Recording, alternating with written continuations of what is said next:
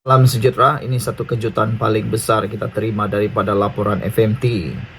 Budi bicara mutlak untuk beri pengampunan dimansuh pada tahun 1994. Mahkamah diberitahu.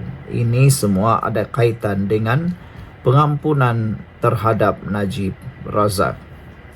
Peguam Zainur Zakaria berkata, menurut perkara 40 dalam kurungan 1A Perlembagaan, yang di-Pertuan Agong hendaklah menerima dan bertindak mengikut nasihat. Mahkamah Tinggi diberitahu bahawa pindaan perlembagaan pada tahun 1994 memansuhkan budi bicara mutlak yang di-Pertuan Agong untuk memberikan pengampunan. Peguam Zainur Zakaria berkata, perkara 40 dalam kurungan 1A kini menetapkan Ketua Negara hendaklah menerima dan bertindak mengikut nasihat dalam dan menjalankan fungsinya di bawah perlembagaan. Sebelum pindaan itu, Agong mempunyai kuasa budi bicara mutlak untuk menerima atau menolak pengampunan, kata Zainur yang mewakili Badan Peguam dalam permohonan untuk mendapatkan kebenaran memulakan semakan kehakiman bagi mencabar keputusan Lembaga Pengampunan Wilayah Persekutuan berhubung kes Najib Razak. Pada 2 Februari, lembaga mengumumkan bahawa hukuman penjara bekas Perdana Menteri itu berikutan sabitan kes SRC International dikurangkan daripada 12 tahun kepada 6 tahun dan denda daripada 210 juta kepada 50 juta ringgit. Najib, 70 tahun, sedang menjalani hukuman di penjara Kajang dan dijadualkan bebas pada 23 Ogos 2028. Dalam hujahnya di hadapan Hakim Ahmad Kamal Said, Zainur menjelaskan bahawa Badan Peguam tidak mencabar kuasa Agong untuk memberikan pengampunan, tetapi proses Lembaga Pengampunan membuat keputusan. Bekas Presiden Badan Peguam itu berkata, Agong hanya boleh bertindak menurut budi bicaranya berhubung melantik seorang Perdana Menteri, tidak memperkenankan permintaannya bagi pembubaran parlimen dan meminta diadakan mesyuarat Majlis Raja-Raja yang semata-mata berkenan dengan keistimewaan, kedudukan, kemuliaan dan kebesaran Raja-Raja. Dalam berkuat kuasanya perkara 40 dalam kurungan 1A, menurut Zainur, budi bicara mutlak Agong berhubung pengampunan telah dimansuhkan dan baginda perlu mengikut nasihat lembaga. Peguam Yo Yang Po yang membantu Zainur berkata, tiada mahkamah membincangkan kesan pindaan itu. Berikutan Undang-Undang Cash Flow sedia ada mengenai perkara itu adalah sebelum 1994. Mentaksir perkara 40 dalam kurungan 1A tidak akan menyinggung mana-mana duluan yang mengikat. Bidang kuasa mahkamah ini tidak boleh dinyahkan atas alasan ketidakwajaran untuk mendengar hujah substantif mengenai kesan pindaan, kata Yo yang juga bekas Presiden Badan Peguam. Beliau berhujah peranan Agong dalam proses pengampunan adalah sama seperti melantik anggota Jemaah Menteri atas nasihat Perdana Menteri. Ia juga berkata mahkamah harus beri kebenaran kerana permohonan pihaknya itu tidak remeh dan memenuhi ambang yang ditetapkan undang-undang. Sementara itu, Hakim membenarkan Peguam Najib Safi Abdullah untuk berhujah dalam prosiding ini atas alasan hasil permohonan itu akan memberi kesan langsung kepada anak guamnya yang dinamakan sebagai responden bersama dalam tindakan ini. Perbicaraan ditangguhkan kepada 18 September untuk Safi memfailkan penghujahan lisan bertulis, penghujahan bertulis dan untuk Badan Peguam dan Peguam Negara memberi maklum balas. Peguam Kanan Persekutuan Ahmad Hanir Hambali dan Peguam Persekutuan Syafia Umar mewakili Peguam Negara.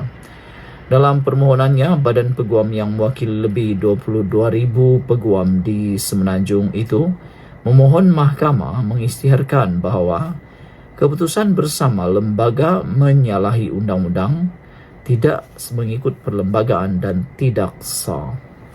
Sekian dulu. Bye. Salam sejahtera. Kemarin apabila Badan Peguam telah mengemukakan tuntutan untuk cuba membatalkan keputusan pengampunan Diraja Najib, ramai yang mengecam, ramai yang mengatakan adakah mereka cuba untuk derhaka. Tapi rupa-rupanya ini yang berlaku. Kata Badan Peguam, kami cabar lembaga pengampunan, bukan kuasa agung.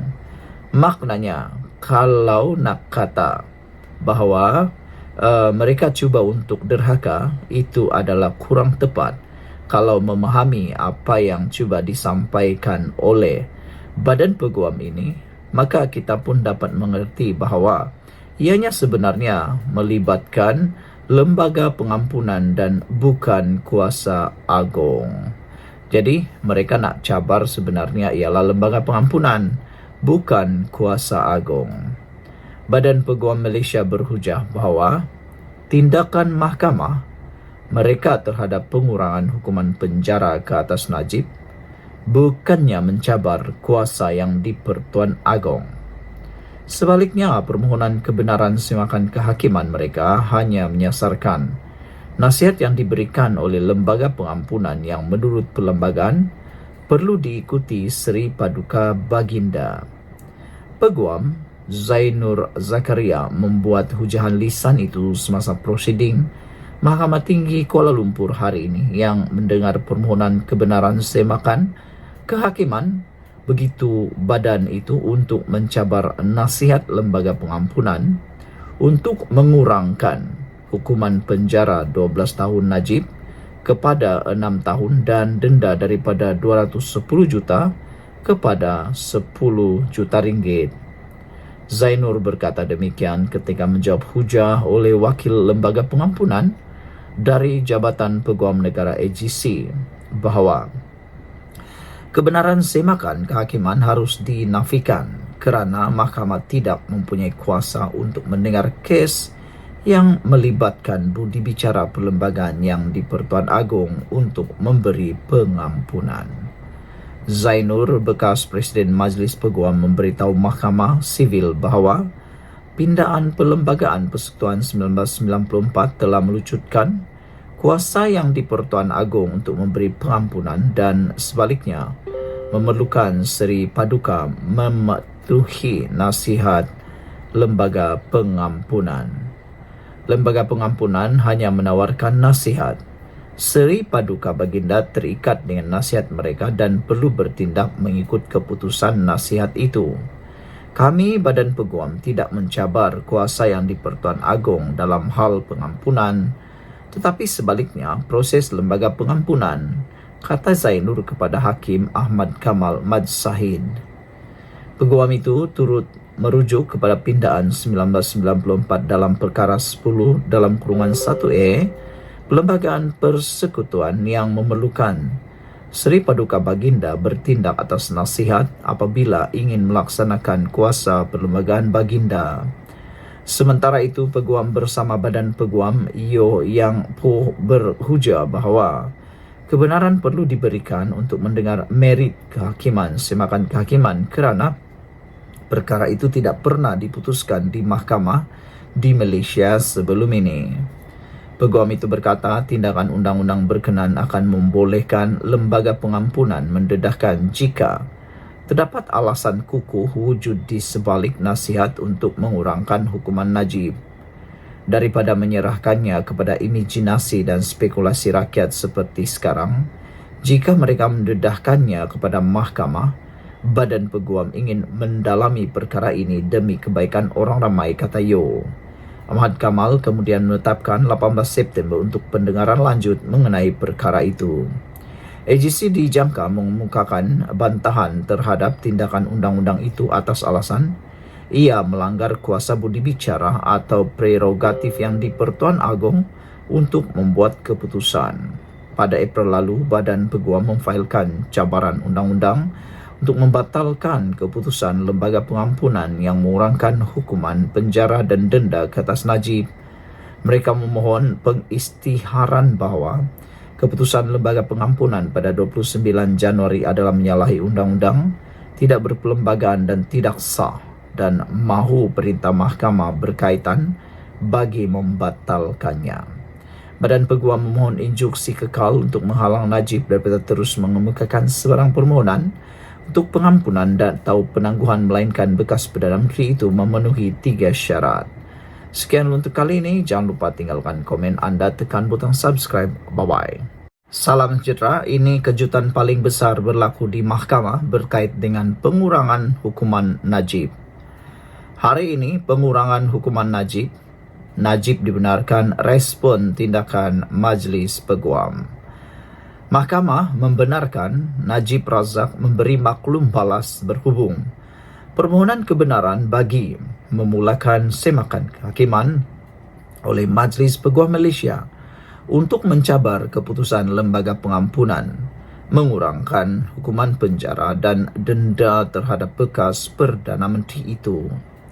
Mahkamah Tinggi Kuala Lumpur petang ini membenarkan permohonan lisan oleh Peguam Utama Najib, Muhammad Safi Abdullah, agar bekas Menteri Kewangan itu dibenarkan memberi maklum balas berhubung tindakan undang-undang oleh Majlis Peguam ketika masih di peringkat permohonan kebenaran.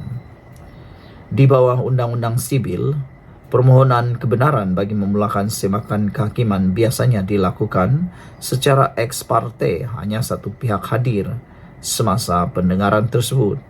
Dan jika pihak lain hadir, kebiasaannya ialah pejabat Peguam Negara AGC yang bertindak bagi pihak berkuasa yang disasarkan oleh semakan kehakiman tersebut.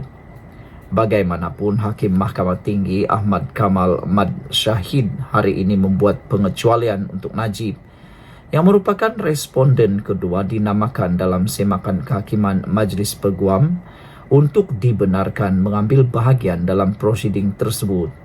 Responden pertama ialah Lembaga Pengampunan yang diwakili oleh AGC yang hadir hari ini. Pagi ini, Mahkamah Sivil mendengar hujah lisan daripada Peguam Majlis Peguam Zainur Zakaria agar Badan Perfusion undang-undang itu mendapat kebenaran untuk memulakan semakan kehakiman. Di Malaysia, suatu pihak memerlukan kebenaran mahkamah sebelum ia boleh meneruskan pendengaran berdasarkan merit tindakan tersebut untuk mengelakkan tindakan yang remeh dan menyusahkan. Selepas mendengar hujah lisan daripada Peguam Najib Safi, saya dapati kes ini melibatkan kepentingan awam dan responden kedua dinamakan sebagai pihak terlibat. Sehubungan itu, kerana ini adalah peringkat kebenaran semakan kehakiman dan disebabkan kepentingan awam, saya menggunakan budi bicara saya untuk membenarkan responden kedua hadir dalam prosiding hari ini, kata Kamal. Hakim kemudian memberi tempoh kepada Majlis Peguam dan AGC selama 2 minggu untuk menyampaikan kertas kausa kepada pasukan Peguam Najib dan memerintahkan bekas Perdana Menteri itu mengemukakan hujah bertulis sebelum 8 Ogos. Kamal seterusnya mengarahkan Majlis Peguam dan AGC mengemukakan hujah balas bertulis mereka sebelum 9 September dan menetapkan 18 September untuk pendengaran permohonan kebenaran bagi memulakan semakan kehakiman tersebut. Peguam Kanan Persekutuan Ahmad Hanir Hambali mewakili pihak Lembaga Pengampunan. Pada April, Majlis Peguam memfailkan tindakan undang-undang untuk membatalkan keputusan Lembaga Pengampunan mengurangkan hukuman penjara ke atas Najib daripada 12 tahun kepada 6 tahun dan denda 210 juta kepada 50 juta ringgit. Pemohon meminta pengisytiharan bahawa keputusan lembaga pada 29 Januari itu adalah tidak sah, tidak berperlembagaan dan batal, dan mahu mahkamah mengeluarkan perintah untuk membatalkannya. Majlis Peguam memohon injuksi kekal untuk menghalang Najib daripada terus mengemukakan sebarang permohonan untuk pengampunan diraja, penangguhan atau penundaan, melainkan bekas Menteri Kewangan tersebut memenuhi 3 syarat. Ini termasuk semua pendakwaan atau pertuduhan jenayah terhadapnya telah selesai, bahwa dia telah secara terbuka menerima tanggungjawab atas tindakannya yang mana dia disabitkan, dan dia telah menyatakan kekesalan, penyesalan dan atas tindakannya. Menurut salinan afidavit sokongan untuk semakan kehakiman yang disahkan oleh Setiausaha Majlis Peguam Mursida Mustafa, Majlis Peguam berpendapat bahawa Lembaga Pengampunan melalui pemberitahuan kenyataan akhbar mengenai keputusan itu pada 2 Februari tidak memberikan sebab membuat keputusan kontroversi tersebut. Majlis Peguam berpendapat Lembaga Pengampunan menyebabkan orang ramai tertanya-tanya mengapa seorang bekas Perdana Menteri yang terlibat dalam rompakan dana awam yang besar mendapat pengurangan hukuman penjara dan lebih daripada 3/4 pengurangan denda. Keputusan Lembaga Pengampunan yang tidak munasabah merupakan pengkhianatan terhadap keyakinan dan kepercayaan negara dalam penyiasatan pendakwaan dan kehakiman berkenaan usaha mereka untuk membawa ke muka pengadilan seorang tokoh yang menyalahgunakan kedudukan jawatan tingginya secara korup, katanya. Keputusan Lembaga Pengampunan juga telah membawa nama buruk besar kepada Malaysia dan merosakkan keyakinan pelabur, kata Mursida. Sekian untuk kali ini. Jangan lupa tinggalkan komen anda. Bye. Salam sejahtera. Tajamnya lidah Rafizi. Semua habis disindirnya. Daripada calon Perikatan Nasional pada PRK Sungai Bakap kepada Sanusi, Tuan Ibrahim, sehingga Mursidul Ampas. Ikuti terus ulasan kali ini daripada Hisamuddin Aun, kerana ulasan ini memang cukup padat, cukup menarik dan anda boleh share kepada semua orang, terutamanya bagi mereka yang sedang mengikuti pilihan raya kecil PRK Sungai Bakap. Seminggu menghilang dari pentas ceramah PRK Sungai Bakap, reaksi terhadap Rafizi Ramli harus hanya ada dua. Kemunculannya dinanti-nanti atau lebih baik terus gaib saja. Bergantung di mana anda berada tanpa ada sebarang jalan pertengahan buatnya. Ketiadaannya seminggu, sehingga penampilan timbalan Presiden PKR itu di ceramah perpaduan PRK Sungai Bakap di Padang Lalang, Pulau Pinang pada Ahad malam sekembalinya dari tugas rasmi di China, membayangkan tempo itu dimanfaatkannya untuk menghimpun peluru. Seolah-olah tiada apa yang beliau terlepas pandang. Daripada rakaman video maupun laporan diterima sepeninggalannya ke negara tembok besar Cina itu, untuk Panglima Perang Pakatan Harapan itu menjawabnya satu persatu. Dari ceramah pertamanya itu pada Ahad, sejak memperkenalkan bekas pengarah Institut Amiruddin Baki Cawangan Utara Johari Arifin sebagai calon PH Barisan Nasional BN di Bandar Tasik Mutiara pada 12 Jun, Rafizi menghamburkan segala-galanya dengan rentetan tembakan umpama machine gun. Sindirannya sangat tajam, umpama peribahasa pukul anak sindir menantu, dengan menyasarkan terhadap seramai boleh daripada calon Perikatan Nasional yang juga naib yang di-Pertua PAS ni Bung Tebal, Tuan Abidin Ismail yang digelar Abang Bidin, Timbalan Presiden PAS Tuan Ibrahim Tuan Man, Menteri Panglima Perang Perikatan Nasional Sanusi Matnor, sehinggalah kepada Mursidul Ampas Hashim Jasin. Sepanjang seminggu meneliti laporan dan melihat dari jauh perkembangan dan persaingan kempen, ada dua perkara besar. Satu, soal calon. Satu lagi, segala maki hamun terhadap Datuk Seri Anwar Ibrahim. Mulai malam ini, saya akan kempen tiap hari, kata Rafizi memulakan ceramahnya. Sambungnya lagi, saya kesian kat Abang Bidin. Dia diumumkan ada ISO, tapi saya tak salahkan dia. Kerana bukan dia yang mengaku ada ISO. Dia tu ISO untuk mesin dan elektrik dan syarikat. Kalau ia pun betul-betul nak tunjukkan dia nak baiki masalah air di Sungai Bakap, Janganlah umum seorang calon yang sama dengan batang paip, sebab batang paip je ada ISO, kata Rafizi. Janganlah marakat Abang Bidin, dia bukan tahu apa sangat pun, kata Rafizi. Tengok dari jauh, dia nak pelepas cerita ISO ni. Sampai sekarang dia tak boleh pelepas, kata Rafizi lagi.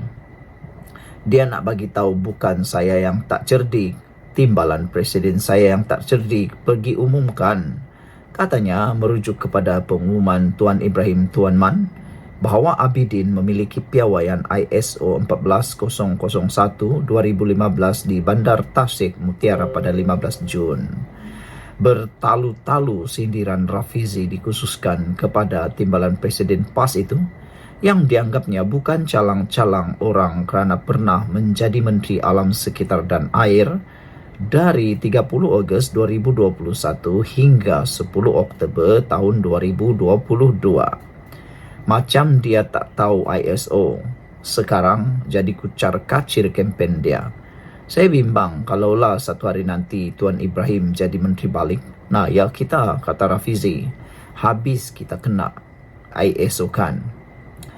Bila Tuan Ibrahim tak tahu ISO tu apa dia, sampai dia ingat itu kelayakan untuk manusia, dia menunjukkan jauhnya jurang antara pimpinan kanan PN dengan kerajaan perpaduan, kata Rafizi. Rafizi juga mempersoalkan apa dilakukan Tuan Ibrahim ketika menjawat jawatan Menteri Air dahulu, sehingga masalah air di Sungai Bakap tidak selesai hingga hari ini. Sedangkan beliau sebelumnya tahu Pulau Pinang dan Perak Utara tak cukup sumber air, tapi tiada apa-apa langkah diambil untuk mengatasinya. Jadi, kalau kita tahu Sungai Bakap ni sekarang kononnya dia jadikan isu, suruh lawan kerajaan dan jangan undi calon kita sebab kononnya masalah air tak diselesaikan, itu masalah kaulah dulu, kau Menteri Air yang bertanggungjawab merancang dan ada kuasa dan ada maklumat semuanya ialah Tuan Ibrahim, kata Rafizi. Sebab itu sekarang, dengan cepat, tanpa ada kena-mengena dengan PRK Sungai Bakap pun, kita dah tengok dari tahun lepas. Kita dah tengok masalah air di Pulau Pinang. Masalah air sampai ke utara Perak. Kalau kerajaan persekutuan tidak campur tangan, masalah air ini akan terus berlarutan, katanya. Rafizi turut berkongsi kerajaan Madani telah putuskan awal tahun ini bawa air dari Sungai Perak untuk menyelesaikan masalah berkenan dengan biaya 4 bilion ringgit. Dengan jaminan ia tetap akan dilaksanakan sekalipun tiada PRK di Sungai Bakap. Jadi dalam tempoh habis minggu pertama kempen ini, saya nak tanya Tuan Ibrahim, masa kamu Menteri Air, kamu tak tolong penduduk di sini? Sekarang baru nak datang jadi penghasut, sindir beliau. Belum habis mengenai Tuan Ibrahim, Rafizi tidak dapat menahan diri daripada mempersendakannya kerana cerita yang dibawanya mengenai seorang pakcik yang menolak motosikalnya yang kehabisan minyak selepas kerajaan menaikkan harga diesel. Dia nak bagi tahu lepas kerajaan naikkan harga diesel ni, teruknya rakyat sampai nak isi minyak motor pun tak boleh. Aku tengok juga dia ni duduk zaman mana ni. Motor mana dia pakai diesel ni? Motor mana ada pakai diesel? Motor pakai petrol paci. Orang dah pakai EV dah sekarang, kata Rafizi. Turut tidak terlepas ialah Sanusi yang menimbulkan idea tidak masuk akal. Kononnya air di Pulau Pinang sebenarnya cerdik dan boleh memilih-milih rumah. Dia kata ini bukan masalah Ketua Menteri Pulau Pinang, Chow Kun Yew. Ini bukan masalah dia, ini masalah air itu sendiri. Sanusi bagi tahu air ni kalau di Sungai Bakap, air tu seolah-olah kalau masuk dalam pipe, dia ikut sampai rumah Melayu. Dia patah balik masuk pipe, dia jumpa rumah Cina, dia pun keluar. Itu kalau ikut kepala otak Sanusi lah. Dia nak bagi tahu kerajaan Cina di Pulau Pinang ni kononnya dia boleh ajar air. Cerdik betul Chow Kun Yew ni. Dia boleh ajar air. Boleh pilih rumah mana Cina, rumah mana Melayu.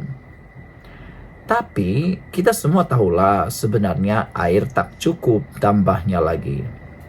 Sanusi juga dipersalahkannya kerana hujannya bawa orang cerdik yang dimaksudkannya kepada Johar yang memiliki kelayakan doktor falsafah PhD belum tentu boleh menjadi pemimpin yang baik sehingga mempengaruhi pendirian Hashim Sama. Hashim Jasin bagi tahu dia jawab apa yang Sanusi sebut sebab dia tak boleh nak jawab calon kita Cikgu Joe ada PhD. Dia pun jawab sebenarnya tak perlu sangat pun cerdik ni. Tak penting pun cerdik ni. Dalam PAS bolehlah, dalam parti lain tak boleh, kata Rafizi. Saya nak beritahu kepada Hashim Jasin dan juga kepimpinan Perikatan Nasional. Rakyat perhatikan kita. Setiap satu titik yang kita letak dalam maklumat yang kita bagi kepada rakyat, zaman sekarang ini orang semak. Kalau kurang cerdik, macam mana nak jadi pemimpin? Sebab bila menjadi pemimpin, duduk di jawatan kerajaan, isu dia bukan nak selesai isu ISO ni. Isu dia nak selesai masalah air, masalah hutan, masalah ekonomi, segala masalah yang rumit, katanya lagi. Rafizi juga mendakwa kempen Perikatan Nasional kali ini berbanding PRK pada masa lalu nampak tak keruan. Kerana prestasi Wakil Rakyat Perikatan Nasional sebelum ini, Allahyarham Nur Zamri Latif tidak begitu memberangsangkan. Berdasarkan survei yang dilakukan, Pakatan Harapan mendapati hanya 48% pengundi Melayu berpuas hati dengannya. 2 bilik gerakan pusat daerah mengundi PN iaitu Sungai Bakap dan Sungai Duri sudah ditutup. Sebab tu sampai ke hari ini kempen mereka tak sentuh sangat pun soal penduduk di Sungai Bakap. Kempen dia berlegar-legar dengan perkara-perkara untuk membentuk kebencian terhadap Datuk Seri Anwar Ibrahim. Mereka ni kalau pergi jumpa pakar psikologi dah sampai peringkat sakit jiwa. Sebab sakit hati terlebih sangat. Tiap-tiap hari dia kena maki, kalau tidak dia sakit hati. Tapi dia lupa ini PRK Sungai Bakap lah. Ini bukan pilihan raya untuk pilih Perdana Menteri Malaysia, katanya lagi. Ini baru permulaan. Ini baru permulaannya. Kerana Perikatan Nasional perlu membiasakan diri dengan tembakan machine gun Rafizi sepanjang beberapa hari berikut sehingga hari pengundian Sabtu ini. Sekian untuk kali ini. Jangan lupa tinggalkan komen anda, tekan butang subscribe. Bye-bye. Salam sejahtera. Terima kasih kerana bersama dengan saya di Nazilin Unity Channel. Hari ini, Ahli Parlimen Machang terima pada. Siapa Ahli Parlimen Machang? Anda pun tahu. Kita baca dulu, baru anda komen. 3 parti politik kerajaan akhirnya membuat laporan polis terhadap Ahli Parlimen Machang. Inilah kan, ada ahli parlimen ni yang terlalu gairah nak bongkar sini, bongkar sana. Tapi dia lupa, ada banyak juga yang dia bongkar sini, bongkar sana tu tiada fakta, kadang-kadang membawa kepada laporan polis dan sebagainya. Gairah sangat nak menghentam kerajaan lah, menghentam rakan sendirilah, menghentam musuh lah, nak mengecam orang lah, nak memalukan orang lah, macam-macam lah yang mereka buat. Tapi akhirnya membawa kepada padah diri sendiri. Nak meludah muka orang, kena ludah muka sendiri pula lah jadinya. Jadi hari ini disahkan 3 parti politik kerajaan perpaduan telah membuat laporan polis terhadap Ahli Parlimen Machang. Wakil daripada 3 parti politik dalam kerajaan perpaduan dan wakil jawatan kuasa Pembangunan dan Keselamatan Kampung Persekutuan JPKP Parlimen Machang tampil membuat laporan polis terhadap Ahli Parlimen Machang daripada Bersatu Wan Ahmad Faisal Wan Ahmad Kamal hari ini. Naib Ketua UMNO Bahagian Machang Muhammad Fakhruddin Ismail berkata, laporan polis oleh beliau dan wakil dari Amanah serta PKR dibuat berikutan dakwaan oleh Wan Ahmad Faisal semalam yang mengatakan bahawa peruntukan kepada ahli parlimen terbabit dilencongkan kepada parti politik yang menyokong kerajaan perpaduan. Beliau berkata pihaknya menafikan sekeras-kerasnya kenyataan ahli parlimen macam itu yang dianggapnya fitnah, berniat jahat, selain mempunyai pandangan serong terhadap parti-parti politik kerajaan perpaduan. Kenyataan yang dikeluarkan Wan Ahmad Faisal adalah fitnah dan kami wakil dari parti politik kerajaan perpaduan menafikan dakwaan itu. Kami tidak menerima sebarang peruntukan seperti didakwa beliau, katanya. Dakwaan dilontarkan itu tidak masuk akal. Sepatutnya beliau perlu bercakap berpaksikan fakta. Malah tidak pernah berlaku dalam sejarah peruntukan dari kerajaan untuk parlimen dilencongkan kepada parti-parti politik dakwanya. Beliau berkata demikian selepas membuat laporan polis di Ibu Pejabat Polis Daerah Machang hari ini. Kira-kira 100 penyokong kerajaan turut berhimpun di sini bagi menyatakan sokongan di samping sebagai tanda protes secara aman terhadap Wan Faisal Wan Ahmad Kamal. Semalam, media melaporkan Wan Ahmad Faisal mendakwa peruntukan yang sepatutnya diterima sebagai wakil rakyat telah dilencongkan kepada parti politik yang menyokong kerajaan perpaduan.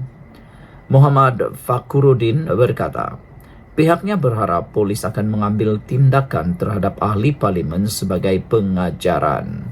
Saudara-saudara sekalian, penyataan daripada Wan Ahmad Faisal ini, iaitu ahli parlimen Machang ini, membawa kepada kesusahan diri beliau sendiri apabila 3 parti politik kerajaan perpaduan buat laporan polis.